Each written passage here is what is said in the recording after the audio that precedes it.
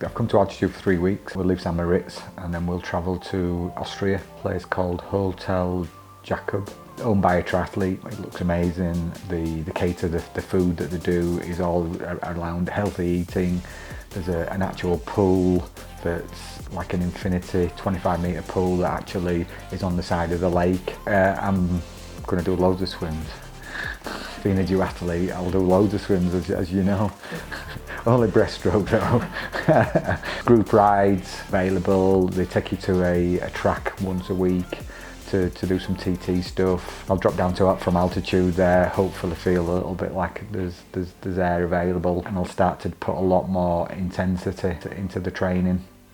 Then from there we will travel to Budapest for the one-night stay on our way to Romania. Then we'll get to Romania on Tuesday. First race is on Friday, and then the second race is on the Sunday. I think the drive is about 10 hours from Austria to Romania, but we'll just break it up. Yeah, it's only 4 hours from St Moritz to Austria.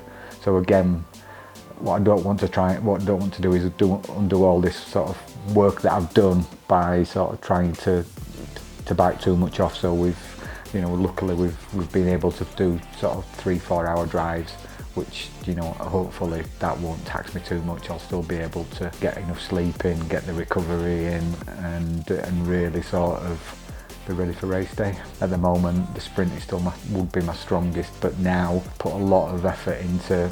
I've lost nearly 5-6 kilos. All the focus since the last Worlds has been on the TT bike. It's been improving the position with the bike fit with Matt Bottrell, getting aero shoes, getting aero socks, coming to altitude. So really all the focus has been on the standard. Obviously I'll be fresh for the standard as well. I'm going to give that my best go. If that's not good enough, hopefully Sunday got another opportunity to try and get on the podium. Everything that I've put in there, the strength and conditioning as well, that's another thing that I've sort of added to since January. Everything I've done, I think at the maximum that I can possibly do, I've done. So I won't walk away from the standard disappointed, because I think I've left no stone unturned really to try and get to the improvements that I need to make. Whether I fall short, we'll see. Sort of quite confident I'll be very close. There's these athletes out there that have been doing it a hell of a lot longer than I have, that are stronger than maybe me at the moment. But with everything I've done over the last 6 months, that I definitely the gap will be closed. If you looked at sort of maybe to have 2 or 3 goals within the race, I'd like to be first. The first goal is to be top 3 Britain GB athlete, so that'll get me an automatic spot to the next Worlds. So that's the first goal. Then it's the podium. Would be a second goal, and a stretch goal, all singing, all dancing. I'd be absolutely ecstatic, would be to become world champion. But again, I think right here, right now, top three Britain, which is a task in itself, because obviously we are probably the strongest nation at the championships and at our age and in my age group as well. They're the sort of 3 goals. I'm just going to focus on the race from my side of things. I don't really want to get caught up in trying PB or whatever. I want to race the race. I need to have a little bit of a gap on the run.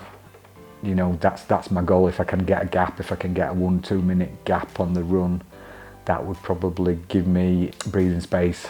So if they caught me on the bike, which they may do, then it'd come down to the last 5k on the run. The sprint would be a different thing, because again, that's a hell of a lot more of a tactical race. Hopefully I'll be in that first group on the bike. It's a street course. I've already had 1 World Championships where I've come off, so it's going to be difficult to try and get round there, but I've been working on that on my bike skills, and then that will come down to the 2.5k run at the end of it. Who comes off the bike first, and then who's stronger over that 2.5k, and hopefully that'll be me. I mean, that's something that I'll work on. I mean, again, I've raced a lot, and I think that's one of the things, by racing a lot, you tend to work on it, because I think it's a real difficult thing to work on in training. You can get on your bike and you can be smooth as you want, but you try to do it 185 beats a minute on your heart rate in a pressure situation. you can't mimic that in training. Oh, it's very difficult to mimic it in training, but there's a lot of things I've put in place. There's a lot of things, sighting on the bike when I get to transition, all the things that we've done, checking the batteries, doing all these things that that I've had issues and problems with in the past. That hopefully they're something now that I'll put on my checklist on race day. That I'll cover every option. And I think again, looking at when I do get it right, I think my transitions are pretty quick.